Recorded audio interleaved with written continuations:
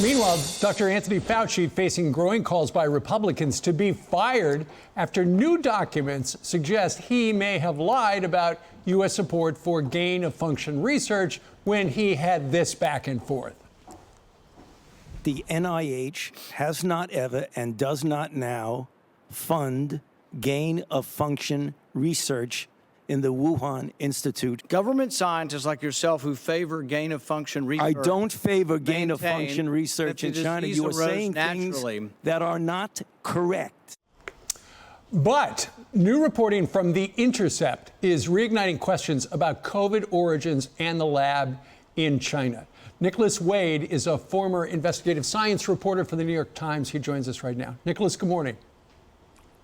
Good morning.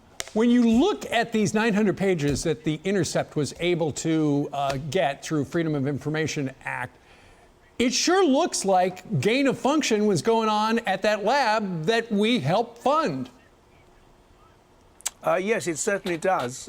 They were taking viruses related to the SARS family of viruses, and they were sticking into them the spike protein genes from other viruses, and they were getting them to infect humanized mice, as it's called, and showing that the new viruses they had created were more potent than the viruses they came from. That is the standing definition of gain of function. Right. So when Fauci has been up on Capitol Hill, particularly sparring with Rand Paul, he said, we never did that. But when you listen to him, it sounds like the lawyers at the National Institutes of Health have said, okay, we're going to define it as something over here, and you will be legitimate in saying this, Dr. Fauci. And it just sounds like he's hiding behind legal weasel words to get away with something that it looks like we did.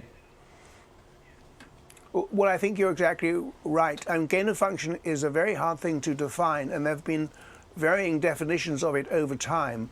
So I think Dr. Fauci has one in mind that, as you say, his lawyers have told him is defensible. But I wish he'd come out and explain what it was, because right now it's not terribly clear.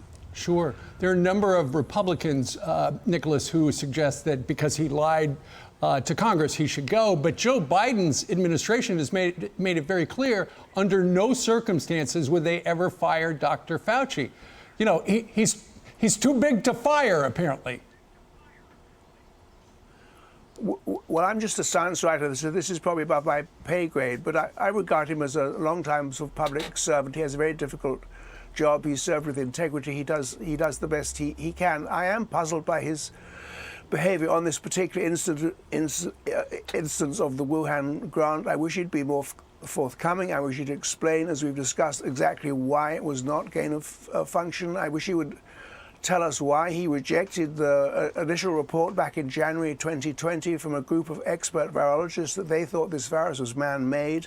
There are lots of things that he has yet to tell us, but he's gone into Stonewall mode on this instant, and I wish he'd just tell us more.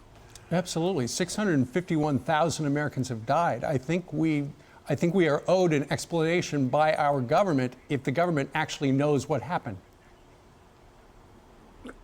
I would say so. I don't think the government may not know exactly what happened, but it certainly has had lots of information. Well, all the information in the documents released yesterday by The Intercept, all that would have been extremely useful if the government had released it in January 2020. Yeah. The whole investigation into the virus origins might have taken a very different turn.